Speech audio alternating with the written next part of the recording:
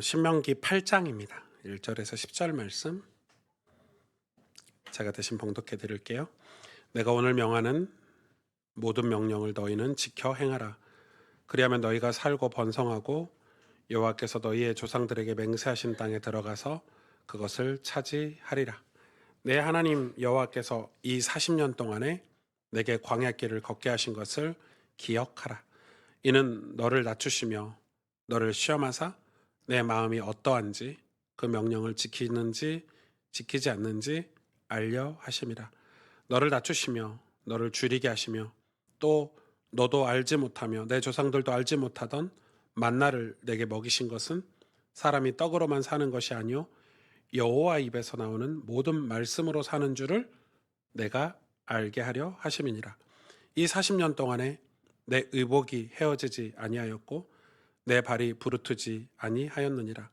너는 사람이 그 아들을 징계함 같이 내 하나님 여호와께서 너를 징계하시는 줄 마음에 생각하고 내 하나님 여호와의 명령을 지켜 그의 길을 따라가며 그를 경외할지니라. 내 하나님 여호와께서 너를 아름다운 땅에 이르게 하시나니 그곳은 골짜기든지 산지든지 시내와 분천과 샘이 흐르고 밀과 보리의 소산지요 포도와 무화과와 석류와 감람나무와 꿀의 소산지라. 내가 먹을 것에 모자람이 없고 내게 아무 부족함이 없는 땅이며 그 땅의 돌은 철이요 산에서는 동을 캘 것이라. 내가 먹어서 배부르고 내 하나님 여호와께서 옥토를 내게 주셨으므로 말미암아 그를 찬송하리라. 아멘. 내 마음이 어떠한지 알게 하심이라 라는 제목으로 말씀을 나누도록 하겠습니다. 신명기 설교가 조금 길어지고 있어서 제가 이렇게 길게 안 하려고 했는데 아무래도 저희 교회 상황이라든지 또 말씀들을 이렇게 설교를 준비하다 보니까 좀 그냥 건너뛰고 싶지 않은 마음이 있어서 조금 자세하게 지금 보고 있습니다. 오늘 말씀도 굉장히 조금 의미가 있어서 같이 은혜를 받기를 원합니다. 여러분, 우리가 이렇게 인생을 살면서 혹은 신앙생활이라는 걸 하고 있잖아요. 교회를 다니고 있는데 우리 현실이 쉽지 않죠. 그래서 현실이 막막할 때가 있어요. 그러니까 현실이 막막하다는 것은 현실적으로 아무것도 할 수 없는 상태를 말해요. 아무것도 할 수가 없어서 미래가 보이지 않는 것을 현실이 막막하다 이렇게 얘기해요. 그래서 오늘 하루를 어떻게 살아야 할지 모를 때 현실이 막막하다 이렇게 표현하는 거예요. 그런 때가 우리에게도 다 있지 않을까요? 저도 신명기 8장을 이번 주에 묵상하고 설교 준비하면서 제 지난 세월들, 제 과거들을 나는 언제가 제일 힘들었지? 내가 언제 가장 내 인생에 이렇게 현실이 막막하던 때가 있었을까? 이런 걸 생각해 보니까 몇 번 있어요. 저는 진짜 앞뒤가 꽉 막혔던 것 같은 그런 느낌을 받을 때가 있는데 그때 제가 그 학교에 기도실 이런 데 가서 하루에 막 2시간씩, 3시간씩 기도하러 들어간 적이 있어요. 그러면 기도도 뭐 말이 기도가 2시간, 3시간이지 그냥 막 우는 거예요. 그냥 아버지, 아버지 부르고. 왜냐면 무슨 기도를 해도 그렇게 응답도 안 해주시는 것 같고 또 기도할 내용도 현실이 막막하니까 잘 나오지 않아요.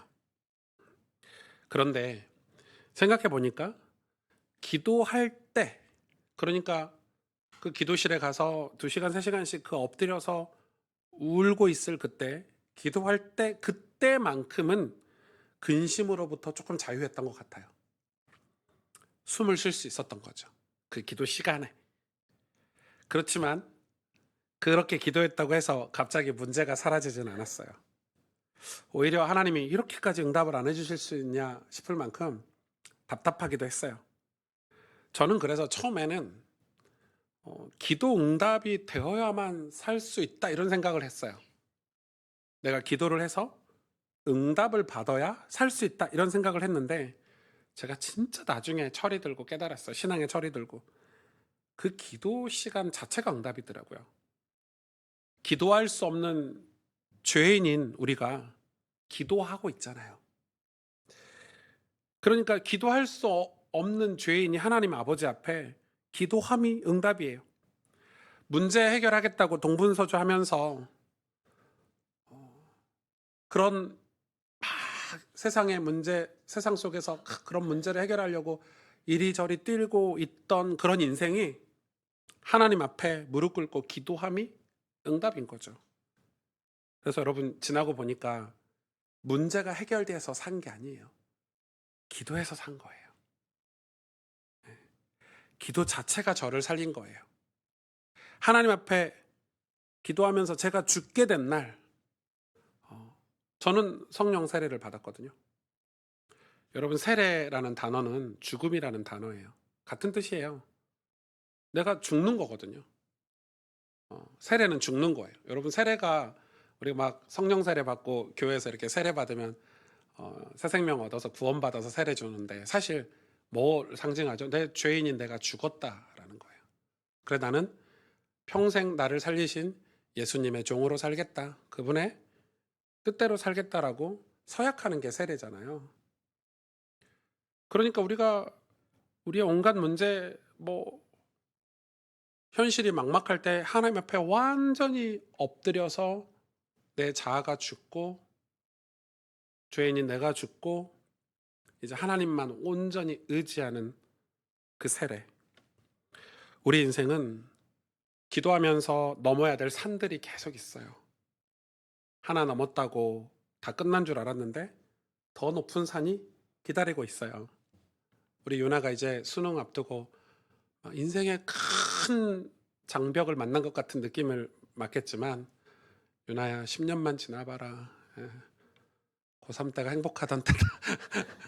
한 30년만 지나봐라. 그때가 제일 행복하던 때다. 지금 이해 못하죠.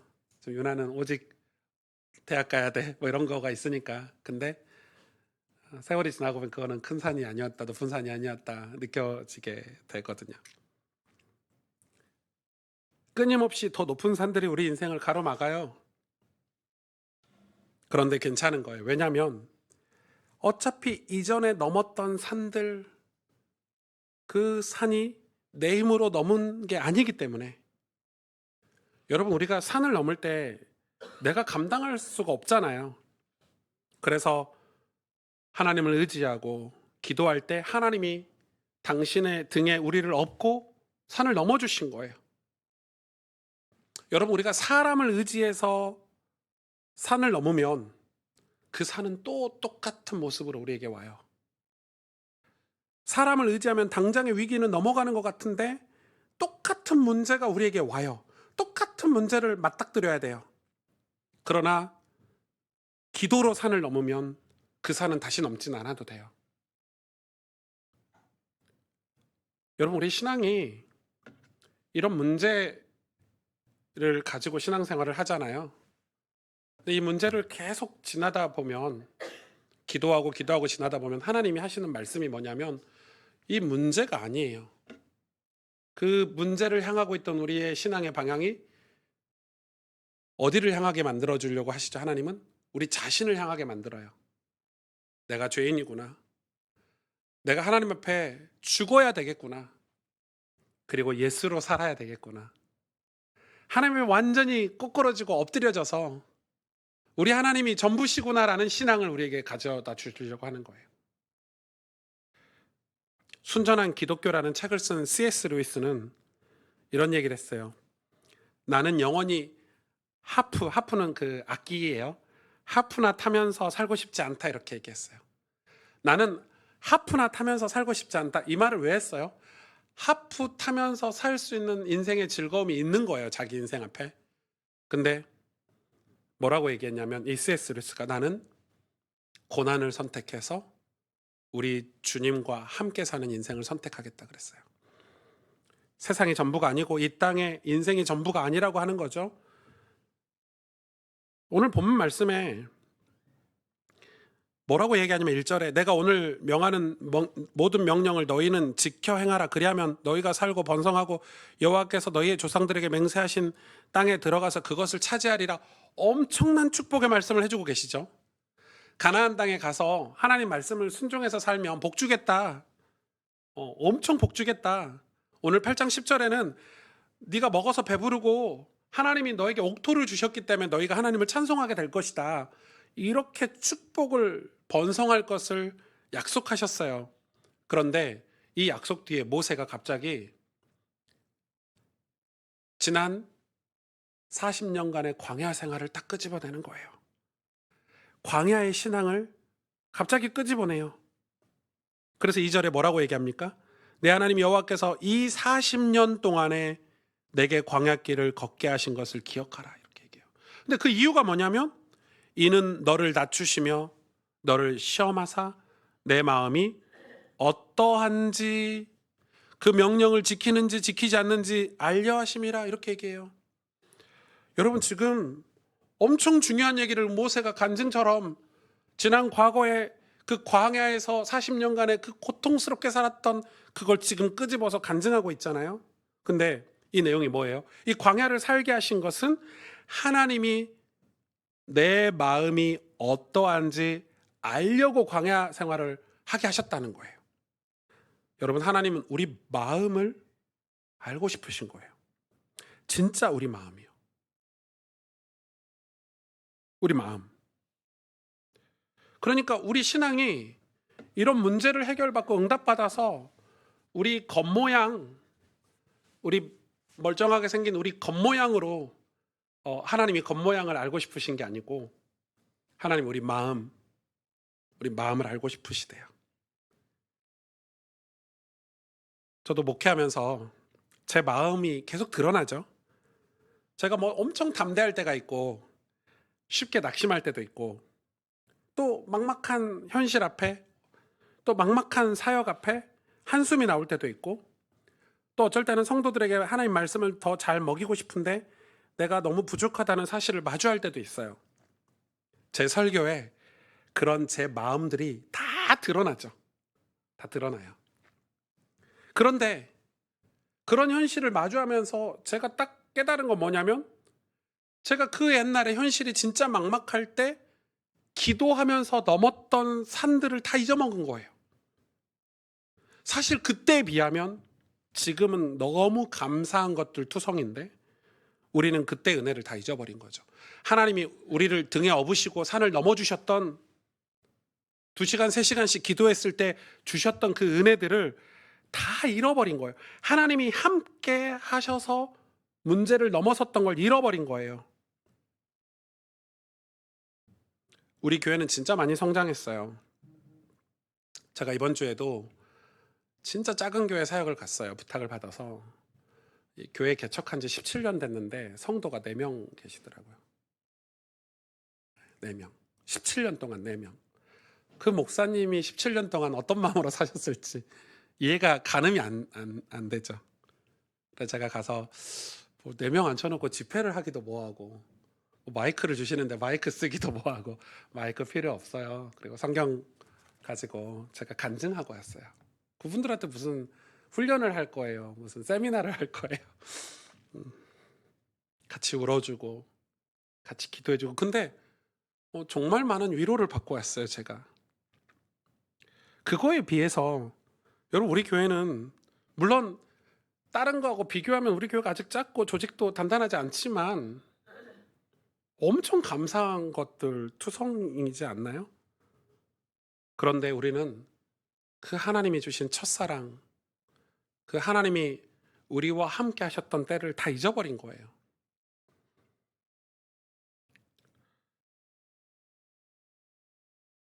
전 하나님의 부르심이 있어요. 우리 교회에 하나님의 콜링이 있잖아요. 저는 예수님을 처음 믿어서 신학교 갈 때도 그랬고 제가 목사 안수를 받을 때도 그랬고 또 교회를 개척할 때도 그랬고 저에게 분명히 주신 콜링이 있어요. 저는 한 영혼을 구원하는 것 그리고 그 사람이 평생 예수님을 잘 믿고 주님의 몸된 교회가 되는 것 저는 그게 저한테는 제 인생을 사는 사명이에요. 근데 여러분 그 일은 누가 할 수 있죠? 우리가 할 수 있는 일인가요? 하나님이 하시는 일이에요. 우리는 못하는 일이에요. 하나님 당신의 말씀만이 하실 수 있는 일이에요. 그런데 우리 마음이 얼마나 악한지 교회가 조금 커지고 또 교회에 요구하는 소리들을 들을 때에 그 구원에 관한 그 소명이, 그 콜링이 약해진 것도 모른 채, 그러니까 그게 제 삶에서 희미해지는 것조차 모른 채 다른 것에 정신 팔려서 살고 있는 제 모습을 보게 되는 거예요. 모세는 하나님께서 이스라엘에게 광야를 주신 이유가 그들의 실패를 드러내려고 하는 게 아니라 하나님이 그들의 마음을 보시려고, 그들의 마음을 세우시려고 그들을 사랑하셔서 광야로 내모셨다는 걸 이야기하고 있는 거예요. 신명기 8장 2절 서론에 이렇게 얘기하죠. 서두에 내 하나님 여호와께서 이 40년 동안에 내게 광야길을 걷게 하신 것을 기억하라. 주어가 뭐예요? 하나님께서 이스라엘 백성을 광야길 걷게 하셨대요. 40년 동안. 인간이 선택해서 간 길이 아니에요. 하나님이 출애굽한 구원받은 이스라엘 백성들을 광야로 내모신 거예요. 이유는 뭐예요? 네 마음이 어떠한지 하려고. 근데 이스라엘은 어떤 느낌이 드냐면 이 40년 광야는 철저하게 실패의 시간이라고 느끼는 거예요. 기억하고 싶지 않고 어둡고 힘든 시간이라고 생각을 하는 거예요. 여러분 그럴 수 있겠잖아요. 창피한 시간. 내가 그때 예수님 처음 믿었을 때, 처음 교회 다녔을 때, 여러분 우리가 예수님 처음 믿으면 죄와 싸워야 되잖아요. 은밀한 죄들과 내 속에 있는 우상과 싸워야 돼요. 그래서 여러분 교회 다니기 시작할 때 반드시 통과해야 되는 게 뭐냐면 회개예요. 십자가를 통과해야 돼요. 그때는 내 수치가 다 드러나요. 여러분 그래서 교회 다니면서 그 일이 당연히 있어야 돼요. 내 속마음이 다 까발려져 가지고 하나님 앞에 막 수치를 느끼는 거예요. 하나님은 그 길로 우리를 이끄신대요. 그래서 십자가 앞에 완전히 꼬꾸러지게 만드는 게 하나님이 하시는 일이에요. 그게 구원이잖아요. 근데 우리는 어느 순간 그 시간을 다 지나고 양복 입고 이렇게 머리에 기름도 바르고 이렇게 성경책 탁 들고 저 장로예요, 권사예요, 저 목사예요 이러고 있으니까 이제 우리는 그 시절의 은혜들을 이제 수치스럽게 생각할 수도 있는 거죠. 그런데 사실 그건 수치스러운 시간이 아니에요. 기억하래요. 그 시간을 오히려. 그 광야는 하나님이 이스라엘 백성들을 붙들어 주신 소중한 시간이에요. 사실은 실패의 시간이 아니에요. 하나님께서 이스라엘 백성들 마음에 당신의 은혜를 심어주시는 시간, 하나님이 그들의 인생을 간섭하시는 시간, 그들의 인생을 보호하시는 시간.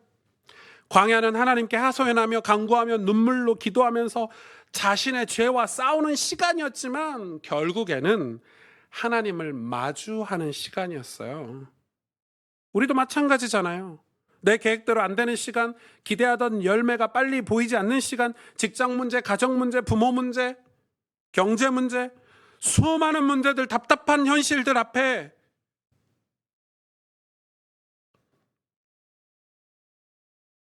교회도 마찬가지예요. 우리 교회가 작고 부족해 보이는 이 시간들, 목회자인 제 입장에서 목회가 답답하고 한계가 보이는 이 시간들, 그 모든 시간은 하나님께서 우리를 버리신 시간이 아니라 오히려 하나님께서 우리를 빚어가는 시간이에요. 우리를 간섭하시는 시간이에요. 광야는 내 과거에서 지워버릴 시간이 아니라, 멈춤이 아니라 하나님의 손안에 놓인 시간이고, 우리가 겪었던 문제들, 우리가 싸웠던 싸움의 시간들, 그 시간은 저주의 시간이 아니라 하나님께서 우리를 연단하셔서 당신의 아버지의 마음을 우리에게 허락하신 시간이에요. 맞죠, 여러분? 그래서 신명기 8장 2절 하반절에 이는 너를 낮추시며, 광야는 우리를 낮추시는 시간, 너를 시험하사 우리를 테스트하사 내 마음이 어떠한지 그 명령을 지키는지 지키지 않는지 알려 하심이니라. 우리 마음이 어떤 신앙을 갖고 있어야 되는지 하나님이 우리 마음 속에 진짜 신앙을 주시기 위해서 광야를 허락하셨다는 거예요. 하나님은 이스라엘에게 광야를 주셔서 그들이 스스로 생각하는 믿음이 아니라 실제 마음을 다 드러내게 하셨어요. 여러분 이 부분 굉장히 중요해요. 우리는 우리가 생각하는 믿음을 가지고 신앙생활을 하면 하나님 역사하실 거라고 생각해요. 우리가 만든 교회, 우리가 만든 하나님, 우리가 만든 제도들, 우리가 만든 규범들, 규율들이 아니라 하나님은 우리 마음에 있는 그것들을, 연약한 마음을 드러내게 하셨다니까요. 즉 하나님은 환경보다 우리 마음을 보시는 거예요. 왜냐하면 우리 마음속에 죄가 다 있잖아요. 여러분, 죄가 우리 환경 속에 있습니까? 우리 겉모양 속에 있습니까? 목사라는 타이틀에게 죄가 있습니까? 그렇지 않아요. 죄는 마음속에 있어요. 그래서 하나님은 그 마음을 다 들추시는 거예요. 광야에서 다 드러내시는 거예요. 여러분이 마주하고 있는 인생의 문제 앞에 여러분 마음을 다 드러내는 거예요. 그 마음을, 그 마음의 주인을 바꿔주시기 위해서, 그 마음을 평안하게 하기 위해서, 그 마음이 진짜 하나님을 바라보고 의지하게 만들기 위해서. 그런데 우리는 우리 마음을 진실하게 정직하게 보지 못할 때가 너무 많아요. 즉 내 마음을 몰라요. 나도 내 마음을 모른다고요. 왜냐하면 죄가 우리 마음속에 자리 잡고 있으니까. 그래서 성경은 무서운 말씀을 하는 거예요. 사람의 진짜 믿음은 모자랄 때 드러나는 것 같지만 모자랄 때 드러나지 않아요. 오히려 충분할 때 드러난대요. 그게 신명기 8장 12절에서 14절 얘기예요. 11절만 봐도요. 내가 오늘 내게 명하는 여호와의 명령과 법도와 규례를 지키지 아니하고 내 하나님 여호와를 잊어버리지 않도록 삼갈지어다. 14절을 볼까요? 13절부터 또 내 소와 양이 번성하며 내 은금이 중식되며 내 소유가 다 풍부하게 될 때에 14절 내 마음이 교만하여 내 하나님 여호와를 잊어버릴까 염려하노라. 여호와는 너를 애굽 땅 종되었던 집에서 이끌어. 그러니까 우리가 양이 많고 소가 많고 은금이 증식되어서 소유가 풍성할 때 마음이 교만해진다니까요. 여러분, 이거는 그냥 법이에요. 여러분, 부자가 되지 말란 말이 아니고 뭔가 많은 걸 소유하잖아요. 교만해지고, 교만해지면 그 다음 단계가 뭐예요? 여호와 하나님을 잊어버리게 돼요. 그러니까 모세가 이렇게 지금 광야 얘기를 하는 것은 이 광야보다 더 위험한 곳이 가나안이다 얘기하는 거예요. 가나안은 뭘 상징하죠? 풍요를 상징해요. 가나안은 잘 될 때를 얘기하는 거예요. 광야는 아무것도 없잖아요. 근데 광야에서도 이렇게 하나님이 그 마음을 들추셨는데 이제 가나안에 가서 풍요를 상징하는 가나안 땅에 가서 분명히 하나님 주신 축복이 맞아요. 그러나 동시에 엄청난 위험이라고 지금 경고하고 있는 거예요. 우리가 조금만 잘 되면 죄가 드러나요. 조금만 잘 되면. 여러분 보세요. 내가 조금만 괜찮아지면요, 다른 사람 비난하기 시작해요. 내가 조금만 부유해지면 가난을 죄라고 정죄하는 게 기독교예요. 내가 조금만 살만하면 그렇지 않는 사람을 못 깨달았다고, 은혜 못 받는다고 비난하는 게 기독교예요. 사실 우리가 그런 죄인이었는데, 여러분, 구원이 뭐예요? 우리가 죄악 속에 있는 우리를, 사망으로 가고 있는 우리를 하나님 이렇게 딱 집어서 건지신 거잖아요. 우리의 공로로 거기서 나올 수가 없어요. 그런 우리가 좀 축복받고 잘 되니까 남을 정죄하고 비난하고 있어요. 폭력이죠. 저는 한국 교회가 왜 이런 폭력적인 메시지를 계속 하는지 모르겠어요. 온전한 폭력이죠. 우리 교회도 하나님의 은혜로 안정되기 시작하면, 또 사람도 우리의 삶이 좀 여유가 생기면 뭘 잊어버리죠? 자연스럽게 영적인 집중을 잃어버려요. 말씀보다 환경에 관심을 갖기 시작해요. 야, 이런 환경, 저런 환경. 말씀보다 그런 일에 더 관심을 갖기 시작해요. 그래서 하나님은 우리의 마음을 날마다 보시는 거예요. 목사님, 저에게도 똑같은 질문 하시는 거죠. 내 마음이 어떠한지 알려 하심이니라. 목회가 잘 풀릴 때든 혹은 힘에 부칠 때든 하나님은 제 마음을 보시는 거예요.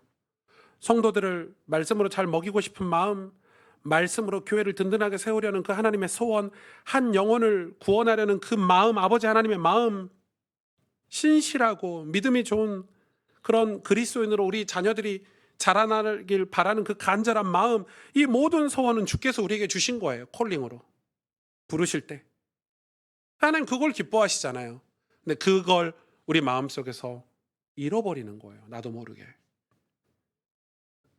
신명기 8장 3절에 너를 낮추시며 너를 줄이게 하시며 또 너도 알지 못하며 내 조상들도 알지 못하던 만나를 내게 먹이신 것은 사람이 떡으로만 사는 것이 아니요 여호와 입에서 나오는 모든 말씀으로 사는 줄 내가 알게 하려 하심이니라. 이게 역설이거든요. 엄청난 역설이. 이 말씀 익숙하시죠? 예수님도 광야에서 시험 받으실 때 이 말씀을 인용하셨어요. 그러나 자세히 이 본문을 읽어보면 엄청난 역설이 담겨 있었어요. 하나님은 이스라엘에게 떡을 주셨어요. 매일 만나를 먹이셨다니까요. 그런데 그 떡은 먹고 살게 하려고 주신 게 아니라 떡으로만 사는 존재가 아님을 보여주시려고 떡을 주셨대요. 무슨 말인지 이해가 되세요? 이 만나는, 하늘에서 내려온 이 떡은 공급이 아니라 교훈이에요. 교훈. 여러분, 우리 교회가 성장하는 것도, 이렇게 사역이 열리는 것도, 성도들의 가정이 안정되고, 이거 축복이죠. 떡이죠. 우리가 예수님 믿고 잘 풀리고 일들이 잘 풀리는 거 다 떡이에요. 그런데 그것으로만 사는 게 아니고 하나님 말씀으로 살아야 된다는 걸 교훈해 주기 위해서 우리에게 떡을 주신대요. 즉, 우리는 알아야 돼요. 우리가 잘 될 때, 우리가 하나님께 복을 받을 때. 그래서 마태복음 4장 4절에 보면 이렇게 말씀하시는 거예요. 너는 이 떡으로 너희가 사는 게 결코 아니야. 예수님이 하신 말씀이요. 내가 너에게 참된 떡이야. 가나안에 가서 예수님 오실 메시아를 바라보지 못하면 실패하는 민족이 되는 거예요. 우리 교회가 성장하고 여러분이 10년, 20년 전보다 지금 훨씬 더 나은 신앙생활을 하고 있는데 우리가 지금 우리 마음이 하나님 주신 그 첫사랑 다 잃어버렸다면 우린 실패하고 있는 신앙생활을 하고 있는 거예요. 사랑하는 성도 여러분, 우리 교회가 여러분이 진짜 힘을 얻을 곳은 환경이 아니라 말씀이어야 돼요. 말씀을 먹어야 살 수 있어요. 그래서 떡을 주시는 거예요. 말씀 먹으라고. 여러분 집 주고 차 주고 직장 주는 이유가 뭐예요? 예수님 믿으라고, 잘 믿으라고. 말씀 잘 먹고 살라고. 그러니 신앙생활을 말씀으로 하지 않으면요, 언젠가 한계를 만나게 돼요. 어떤 한계예요? 여러분, 성도들의 삶이 단단해지고 견고해지는 것은 상황이 아니라 하나님 말씀이에요. 우리를 단단하게 만드는 것은 환경이 아니라 하나님 우리에게 주시는 은혜의 말씀이에요. 저도 옛날에는 상황이 좋아지면 신앙이 좋아진다고 생각했어요. 응답을 받으면 신앙생활을 더 신나게 즐겁게 할 수 있을 거라고 생각했어요. 그런데 그런 상황이나 응답이나 그런 환경은 금방 지나가요. 왠 줄 아세요? 더 좋은 환경, 더 좋은 상황을 바라는 우리 안의 죄성 때문이에요. 우린 늘 더 나은 걸 바래요. 그래서 뭘 잃어버려요? 우리 마음속에 은혜를 잃어버려요. 말씀을 잃어버려요. 예수님의 죽으심과 부활하심의 복음을 놓쳐버리는 거예요. 그래서 하나님은 때로 우리에게 풀리듯 보이는 길을 주시면서도 가나안에 가서 이렇게 살면 복을 받을 거라고 이렇게 그런 길을 주시면서도 동시에 풀리지 않는 질문을 우리에게 딱 던져주시는 거예요. 그게 뭐예요? 우리 마음속에 주시는 질문이 네가 진짜 나를 섬기는지, 네가 진짜 내 말을 듣고 순종하는지, 지키는지, 그렇지 않는지. 오늘 그 질문 하시는 거잖아요. 네 마음이 정말 나를 사랑하고 나만을 바라보고 있는지. 신명기 8장 5절에 너는 사람이 그 아들을 징계함 같이, 지금 모세는 광야 40년을 징계로 표현을 하고 있거든요. 내 하나님 여호와께서 너를 징계하시는 줄 마음에 생각하고, 이렇게 얘기해요. 여러분, 징계 듣기 싫죠? 근데 성경이 말하는 징계는 벌이 아니에요.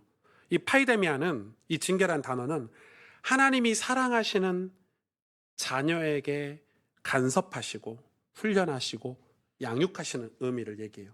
그러니까 광야 40년은 하나님의 징계였어요. 여러분, 히브리서에도 똑같은 말씀이 있죠? 히브리서 12장 6절에 주께서 사랑하시는 자를 징계하시고, 사랑하시는 자를 징계하신대요. 그가 받아들이시는 아들마다 채찍질하신대요.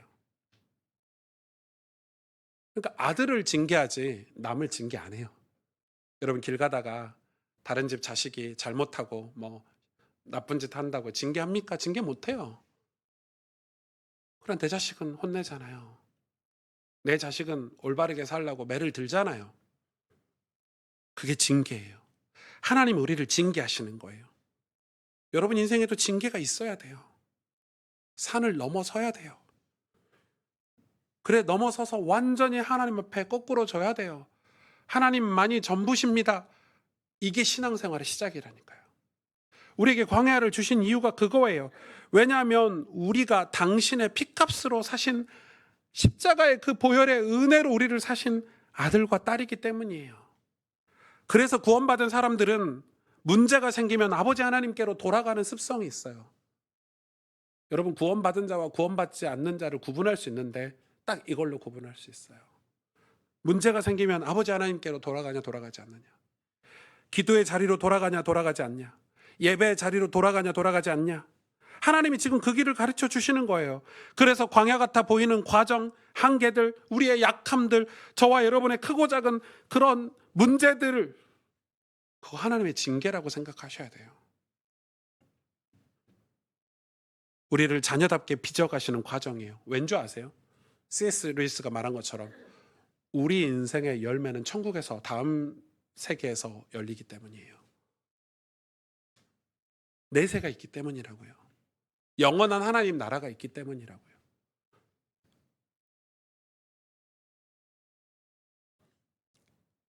그러나 우리는 세상에서 더 잘 되고 더 잘 살고 더 높은 곳으로 가라는 세상의 메시지들, 여러분 그게 우리한테 강박관념이 됐잖아요. 그래서 그 강박관념으로 말미암아 신앙의 방향도 그 안에서 성경 하나님이 말씀하시는 믿음과 상관없는 믿음을 가지고 있단 말이에요. 교회도 마찬가지예요. 여러분 교회도 제도권 안에서는 교회가 언제나 더 성장해야 되고 그런 성장해야 되는 강박관념으로 말미암아 응답받아야 하는 성도들의 신앙생활에 대한 부담으로 은혜의 기준이 바뀌고 있어요. 아, 성도들이 이런 응답 받아야 돼. 성도들이 이런 응답 받아야 돼. 교회는 이렇게 성장해야 돼. 그것 때문에요. 진짜 우리가 받아야 될 은혜의 기준이 바뀌고 있다니까요. 기준이 은혜가 변질되고 있다고요.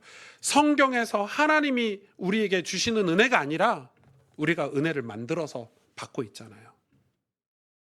우리가 믿음을 우리가 생각하는 믿음대로 신앙생활하고 있잖아요. 그래서 여러분 성경에 관심이 없는 거예요. 그래서 성령 하나님을 구하지 않는 거예요. 여러분 성령 관심 없잖아요. 왜? 내 마음대로 신앙생활하고 싶으니까. 왜 기도를 안 하죠? 내 마음대로 신앙생활하고 싶으니까 기도를 안 하는 거예요. 그게 우리 안에 강박관념으로 들어와 있어요. 저도 그래요. 제도권 안에 교회가 되기 위해서 조금 더 성장해야 되고 이런 것도 갖추고 싶고 저런 것도 갖추고 싶고 그게 틀린 건 아니죠. 그러나 그러는 사이에 우리 마음이 변질되고 있잖아요.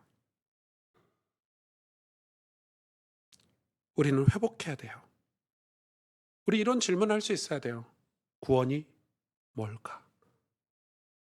예수님은 어디에 계시나? 여러분 예수님 어디 계시는지 질문하고 계세요? 마태복음 2장에 보면 동방박사 얘기가 나오는데 마태가 예수님 부활하시고 나서 한 25년 30년 뒤에 쓴 게 마태복음이거든요. 주 55년경에 썼으니까. 마태복음 2장은 미가서 내용을 가지고 쓴 내용인데 여러분 그 당시에 왕이 누구죠? 유대 왕이 헤롯이죠. 여러분 마태복음 2장 읽어보시면 느끼실 거예요. 그 당시에 종교 지도자들, 지금으로 말하면 목사들 다 누구 옆에 있었어요? 헤롯 옆에 붙어 있었어요. 왜? 아기 예수가 나타났는데도 아기 예수를 찾는 목사들이 한 명도 없었어요. 그래서 하나님은 황금과 모략과 유향을 들고 아기 예수께 경배하는 동방박사를 거기에 등장시켜요. 마태가. 그래서 뭐라고 질문합니까? 첫 질문이 유대의 왕이 어디 계시뇨? 그렇게 마태복음이 시작해요. 그게 진짜 신앙인 아닙니까? 예수님이 어디 계시냐? 내 인생에 예수님이 도대체 어디 계시냐? 근데 우리는 지금 전부 헤롯 가짜 왕, 세상의 왕, 세상 임금에게 붙어서 예수님 안 찾고 있잖아요. 구원이 뭘까? 예수님은 어디 계시나? 우린 기도를 하고 있나? 성경은 이런 질문을 우리에게 요구하시는데, 하나님은 우리 마음에 이런 질문을 주시려고 하시는데, 우리는 그런 질문을 더 이상 할 수 없는 스스로의 제도를 만들어 버린 거예요. 영혼을 사랑하는 마음은 도대체 어디로 가버렸는지, 한 영혼을 살리는 교회의 모습은 도대체 어디에 있는지, 우리를 사랑하셔서 독생자들을 내어주신 그 아버지의 사랑, 그 아버지의 마음은 도대체 어디에 있는지 찾아볼 수가 없잖아요. 광야 같은 시간이 우리에게 없었기 때문에 그래요. 광야 같은 시간 속에서 하나님 우리 마음을 드러내신다니까요. 여러분, 그건 수치가 아니에요.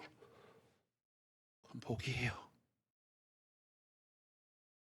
우리 약한 마음들, 죄악이 가득한 마음들, 헤롯 왕을 섬기는 우리의 마음들, 그걸 다 들추시잖아요. 그래서 우리 마음을 빚으시잖아요. 우리 마음에 믿음을 주시고, 아버지의 마음을 주셔서 우리 마음에 믿음을 주셔서 단단하게 하시잖아요. 그리고 오늘도 주님은 우리에게 말씀하시는 거예요. 하나님이 너를 붙들어 오신 길을, 너를 낮추시고 지키신 그 주님의 손길을 내가 떡으로 사는 존재가 아님을 하나님은 너의 아버지라는 사실을 우리에게 광야를 통해서 가르쳐 주시는 거예요. 저는 이 8장 설교를 다 마치고 모세 입장을 생각해 봤어요. 지금 모세는 여호수아, 갈렙과 차세대 지도자들이 딱 서 있는 가나안을 이제 힘차게 들어가려고 하는 그런 이 다음 세대들이 딱 있는 곳에서 지금 40년 그 수치스러웠던 광야 생활을 지금 간증하는 거잖아요. 그렇죠? 근데 그걸 수치스럽게 지금 간증하나요? 아니죠. 그때가 제일 은혜였어. 그렇게 힘들고 어려운 그때가 하나님이 우리를 가장 도울 때였어. 너희들도 가나안에 가서 이 하나님의 은혜를 잊지 않아야 돼.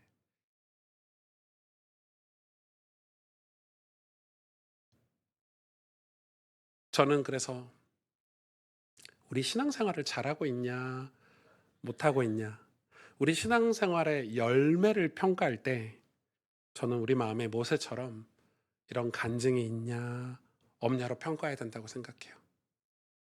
어떤 간증이에요? 네. 내가 정말 인생의 한계를 만났을 때, 내 인생의 높은 산을 만났을 때 주님 앞에 엎드려서 기도하고, 그리고 그 마음이 다 까발려지고 치열하게 죄와 싸우고 마귀와 싸우고, 그래서 주님이 전부구나, 그 주님의 십자가 사랑을 완전히 흠뻑 깨닫고 이제 주님이 전부입니다라고 가지고 있는 그 마음, 예수님 믿는 마음, 예수님이 나의 전부라고 고백하는 그 마음, 그래서 예수님을 간증하는 마음의 상태가 신앙생활을 잘하는 거예요.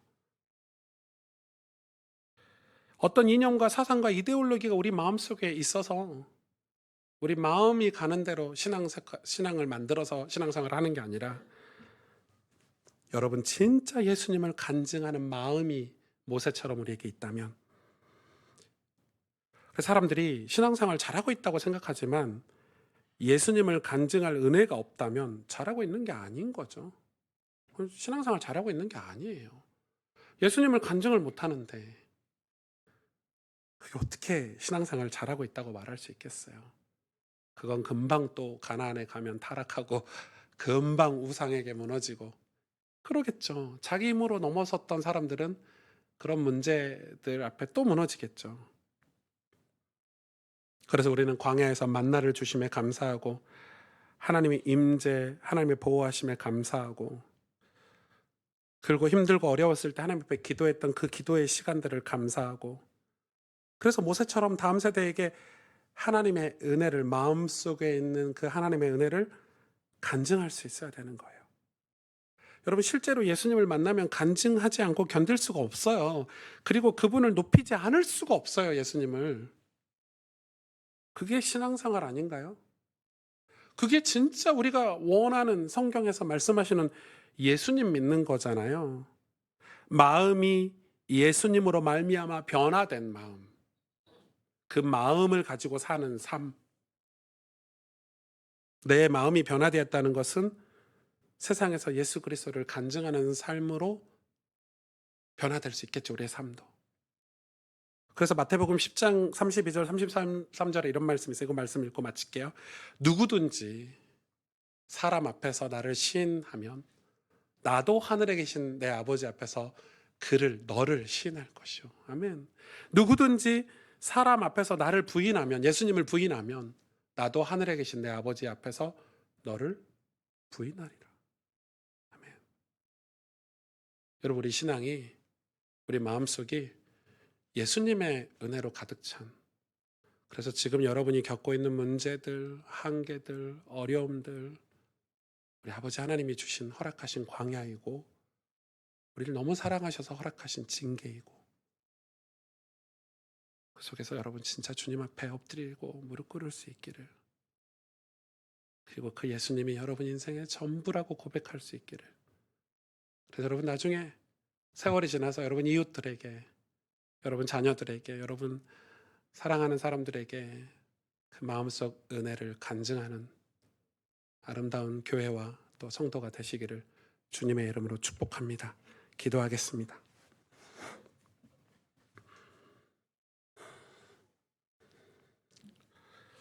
하나님께서 이 광야 40년을 쉽게 말할 수 없잖아요.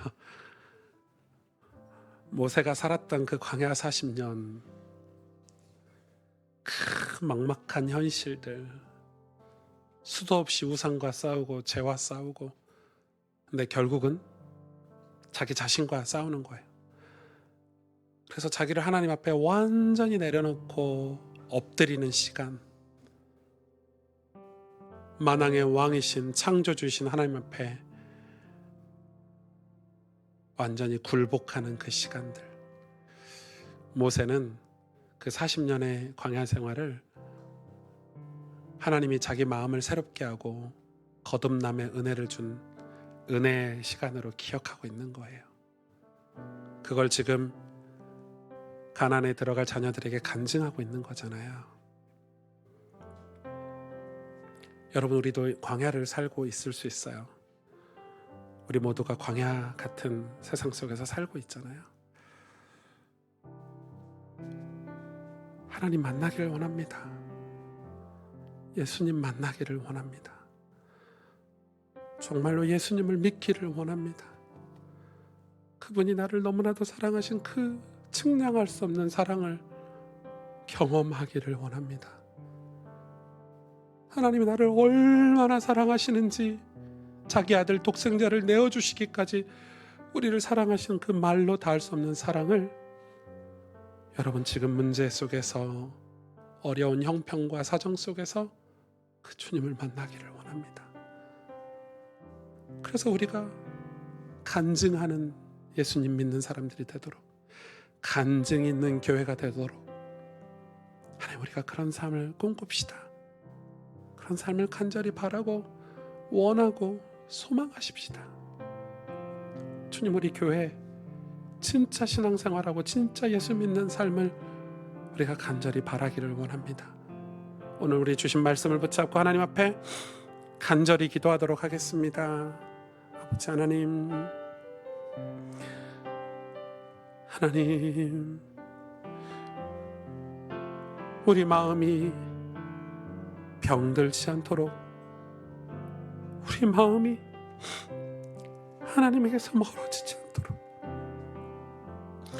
우리 마음이 하나님의 말로 닿을 수 없는 사랑에게서 빼앗기지 않도록 우리 마음을 하나님 지켜주시기를 원합니다. 우리 마음을 들추시며 드러내시며, 하나님, 우리 마음이 이제는 내 공로로 내 의지로 될 수 없다는 걸 알고 하나님 예수님의 은혜 아니면, 그 십자가의 보혈의 은혜 아니면 우리 마음이 새롭게 될 수 없고 변화될 수 없다는 걸 알고 주님 앞에 간절히 기도하고 사모하는 마음으로 하나님 앞에 나옵니다. 우리에게 은혜를 주시옵소서. 정말 하나님, 우리의 새로운 마음, 새 은혜를 우리에게 허락하여 주시옵소서. 주님,